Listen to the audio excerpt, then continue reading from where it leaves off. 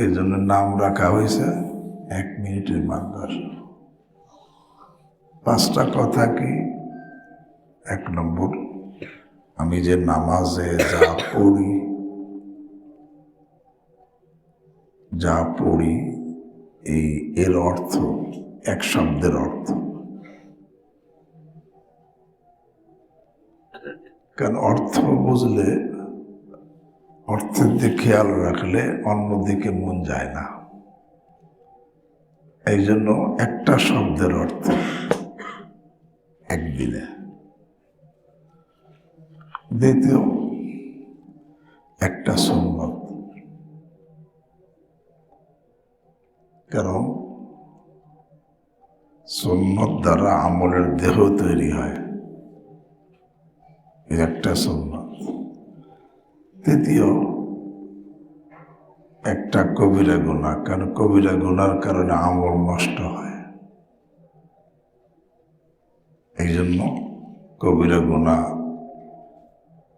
একটা কবিরা গুনাহ আলোচনা করেন যাতে গুনাহ থেকে আমরা বেঁচে থাকি, আমার আমল যাতে কি না হয়, নষ্ট না হয়। চতুর্থ, গুনাহের দুনিয়াবি একটা ক্ষতি, আখেরাতে তো ক্ষতি আছেই, কিন্তু আখেরাতটা যেহেতু একটু বাকি, দূরে, আর আমাদের স্বভাব হলো যেটা বাকি এর গুরুত্ব কম, নগদে গুরুত্ব কি বেশি। এই জন্য গুনাহের নগদে কি ক্ষতি হয়, পার্থিব একটা ক্ষতি, সাথে সাথে নেকি করার কি লাভ। কারণ আমাদের মধ্যে অলসতা কাজ করে, লাভ শুনলে হিম্মত করে মানুষ আমল করে। এখানে নেকির লাভ, নেক আমলের কি লাভ, এই সম্পর্কে একটা কথা। এই মোট 5টা কথা। এখানে 1 নম্বর সবক, বিসমিল্লাহির রহমানির রহিম। আল্লাহর নামে আরম্ভ করছি, যিনি পরম দয়ালু, অতিশয় মেহেরবান।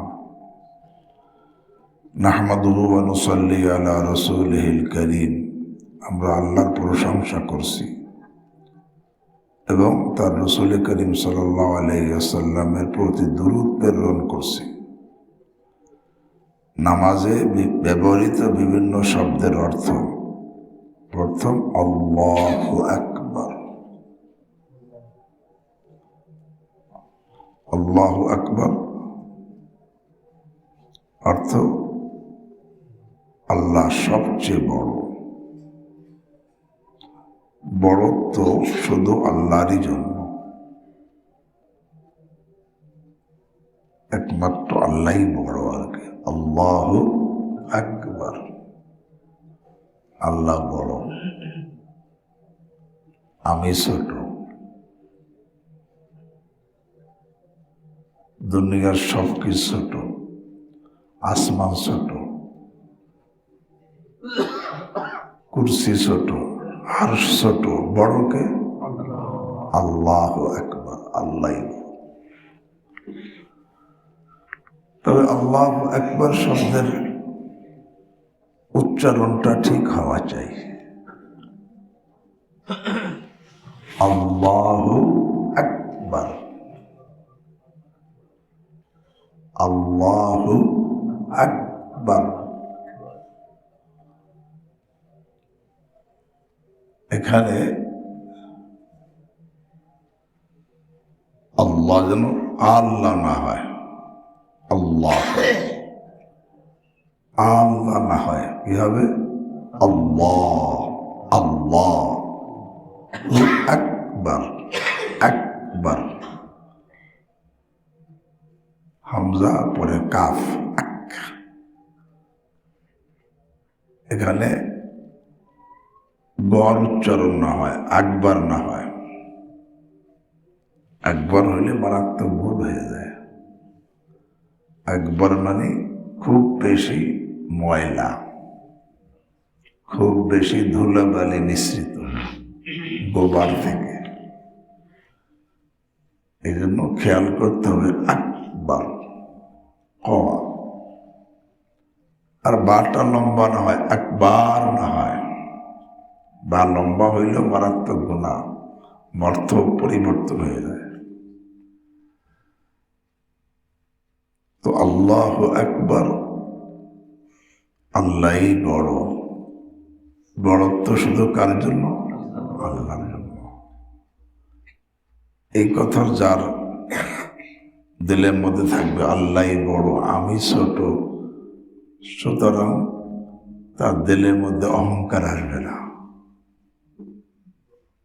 ওই লোকটার দিলে অহংকার পয়দা হয় যার দিলের মধ্যে আল্লাহর বড়ত্বের কথা নাই। এই জন্য আল্লাহু আকবার, আল্লাহ, আল্লাহু আকবার, আল্লাহ সবচেয়ে বড়, বরং বড়ত্ব শুধু আল্লাহরই জন্য।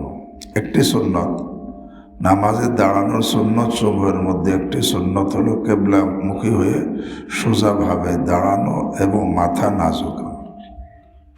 দাঁড়াবো নামাজে কেবলামুখী হয়ে, সোজাভাবে দাঁড়াইতে হবে, মাথা নিচু করে না, কেবলামুখী হইয়া সোজাভাবে দাঁড়ানো। কেবলামুখী মানে আমার মুখ কোন দিকে থাকবে? কেবলার দিকে থাকবে। সোজাভাবে দাঁড়াইতে, বাঁকা হয়ে না, কুজা হয়ে না, বরং কি সোজা হয়ে দাঁড়াইতে হবে, চেহারা কেবলার দিকে, মাথা না ঝোঁকানো। এরকম ঝুঁকে এটা সুন্নতের খেলাফ, মাথা না ঝোঁকানো। বরং আল্লামা শামী বলছেন ওয়ালা ইতাতি রাসাহু ইনদা তাহরিমা ফাইন্নাহা বিদআহ। যখন তাকবীরে তাহরিমা, এই তাকবীর বলবে, তাহরিমা তাকবীর যখন সে বলবে তখন মাথা ঝুঁকাবে না, কারণ এই মাথা ঝুঁকানোটা বেদাত। আল্লামা শামী লিখছে। এখানে একটা সুন্নত কেবলামুখী হয়ে সোজাভাবে দাঁড়ানো, মাথা না ঝুঁকানো, নামাজের একটি সুন্নত। একটি কবিরা গুনাহ, কবিরা গুনাহ বা বড় গুনাহ তওবা ছাড়া মাফ হয় না, এবং এই ধরনের একটি গুনাহই দোজখে পৌঁছাইবার জন্য যথেষ্ট। কিন্তু আল্লাহ তাআলা যার উপর দয়া করেন তাকে তওবা করার সুযোগ দান করেন এবং জাহান্নাম থেকে মুক্তি দান করেন। সে কবিরা গুনাহ হলো কোনো লোকের প্রতি ঘৃণা সহকারে হাসা, উপহাস করা, মানে তার ছেলের সাথে কাউ, ওই যে আমার দেশে টিটকারিমূলক হাসে, উপহাসের হাসা, কারো উপর উপহাস করা, এটা কবিরা গুনাহ। আল্লাহ কুরআন বলেন লা ইয়াসখার কওমুম মিন কওমিন আসা আইয়াকুনু খায়রাম মিনহুম। কেউ কারো প্রতি কি করবে না? উপহাস করবে না। এই উপহাসের হাসা এটা কবিরা গুনাহ। আমরা অনেক সময় কিন্তু উপহাসের হাস হাসি, এটা কবিরা গুনাহ। কোরআন না করছে লা ইয়াসখার কওমুম মিন কওমিন।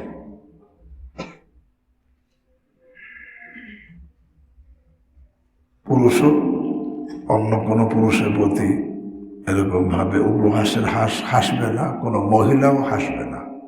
আল্লাহ পুরুষ মহিলা উভয়কে বলছেন লা ইয়াসখার কওমুম মিন কওমিন আসা আইয়াকুনু খায়রাম মিনহুম ওয়ালা নিসাউম মিন নিসাইন আসা আইয়াকুন্না খায়রাম মিনহুম। উপহাসের হাস এটা কবিরা গুনাহ। এই জন্য সাবধান, খেয়াল রাখা। আমি কারো সাথে কারো প্রতি যেন তাচ্ছিল্যের হাসা, উপহাসের হাসা না হাসি, এটা বড় কবিরা গুনাহ।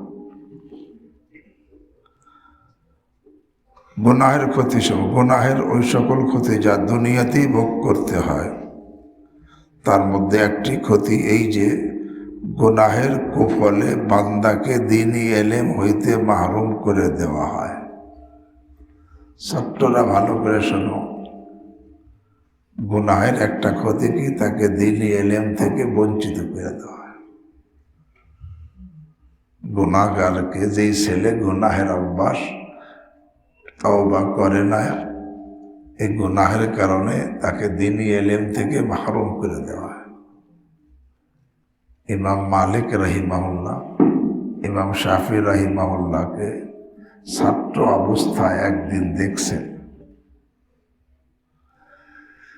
দেখে ইমাম মালিক রাহিমাহুল্লাহ শাফি রাহিমাহুল্লাহকে বলছেন, ইন্নী আরাল্লাহ ক্বাদ আলকা ফি কলবিকা নূর আল ইলম,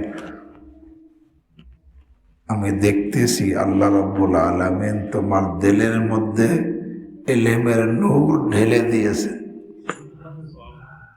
ফালা তুতফিহু বিজুলমাতিল মাসিয়া, সুতরাং গুনাহের অন্ধকার দ্বারা এই নূরকে নিভাইয়া ফেলো না। এই জন্য অনেক ছেলে মাদ্রাসায় ভর্তি হয়েও সে মাহরুম হয়ে যায়,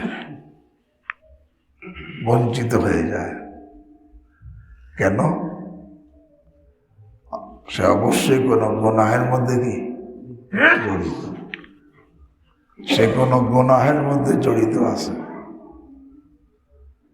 যার কারণে ইলম থেকে কি হয়ে গেছে, বঞ্চিত হয়ে গেছে। ইলমের গুনাহের একটা দুনিয়াবি ক্ষতি এই যে ইলম সে মাহরুমি, ইলম থেকে তাকে সে বঞ্চিত হয়ে যায়। আল্লাহ, ইলমের জন্য গুনাহ থেকে বাঁচা জরুরি। হ্যাঁ, একটা হলো ইলম, একটা হলো আলফাজ, দুইটা এক না। ইলম কি, ফাইনাল ইলমা নূরুম মিন ইলাহি, আল ইলমু নূরুন, ইলম হলো কি নূর, গুনাহের দ্বারা এই নূর নিভে যায়। আল ইলমু নূরুন, ইলম হলো নূর, গুনাহের দ্বারা এই নূর খতম হয়ে যায়। হ্যাঁ, কিছু আলফাজ শব্দ শিখতে পারে, শব্দ শিখা, হ্যাঁ, যদি ইলমে নবুয়ত থাকে কিন্তু নূরে নবুয়ত না থাকে, তখন ওই ইলম দ্বারা সে উপকৃত হতে কি পারে না। ইলম থাকা সত্ত্বেও আমলের তৌফিক হয় না। কেন? নূরে নবুয়ত নেই, আর নূরটাই ইলম, এইটা নিভে যায় কিসের দ্বারা? গুনাহের। আল্লাহ আমাকে আপনাদেরকে হেফাজত করেন। ইবাদত বন্দেগীর উপকারিতা, নেক আমল ও নেক কাজের ওই সকল উপকারিতা তার মধ্যে হইতে একটি উপকারিতা এই যে রিজিকের মধ্যে বরকত নসিব হয়। ইবাদত করলে রিজিকের মধ্যে কি বরকত নসিব হয়, অর্থাৎ অল্পে অনেক ফায়দা তো সর্বদাই মেলে, কিন্তু কোনো কোনো সময় বাস্তবেও রুজি রোজগার বেড়ে যায়। ইবাদত করলে রিজিক বেড়ে যায়। কোরআনে আসছে যে ওয়ালাউ আন্না আহলাল কুরআ আমানু ওয়াত্তাকাউ লাফাতাহনা আলাইহিম বারাকাতিম মিনাস সামাই ওয়াল আরদ। আল্লাহ রাব্বুল আলামিন ইরশাদ করেন, যদি এলাকাবাসী ইমানদার হয় এবং পরহেজগার হয়ে যায়, তাহলে অবশ্যই অবশ্যই আমি তাদের উপরে আসমান জমিনের সমস্ত বারাকাত খুলে দেব।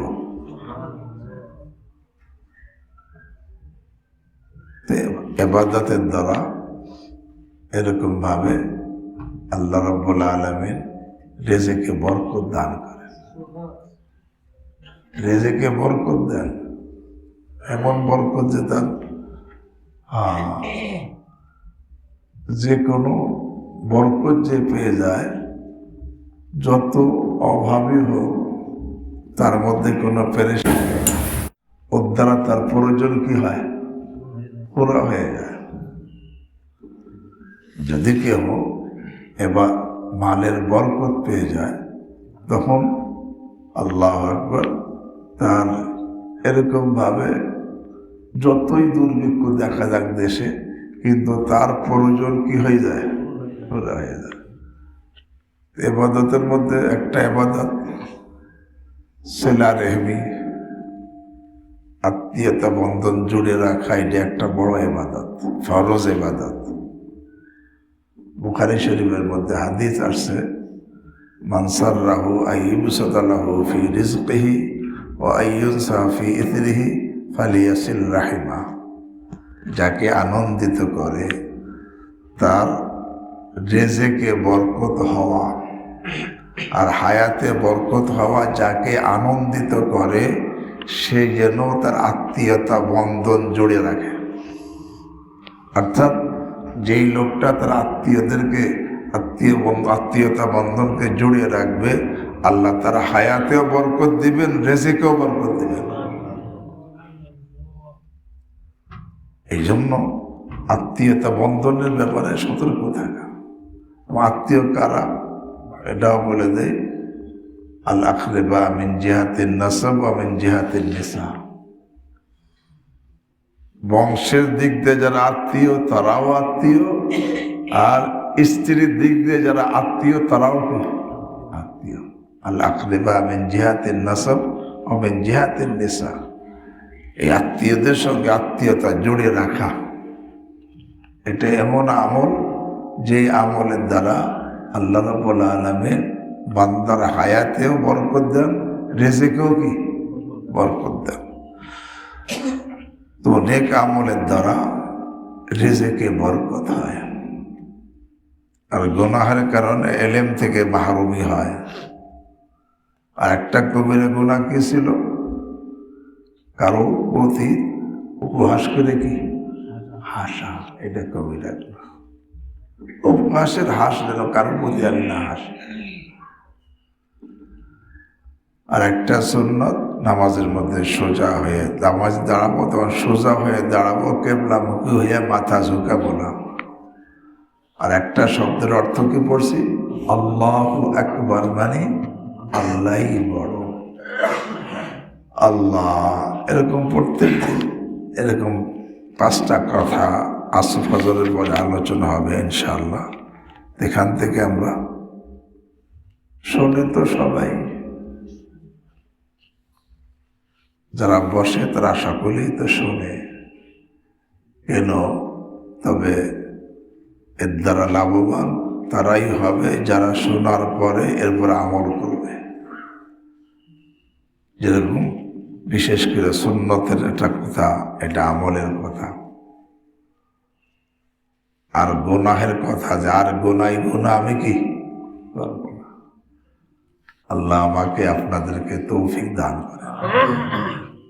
যেহেতু প্রথম এটা অল্প সময়, এখন আমরা নিজের এই ফজরের সকালের মামলাত যেগুলো আছে এবং সূরা ইয়াসিন যেটা আছে, ব্যক্তিগতভাবে আমল করে বিশ্রাম করব। কয়টা পর্যন্ত?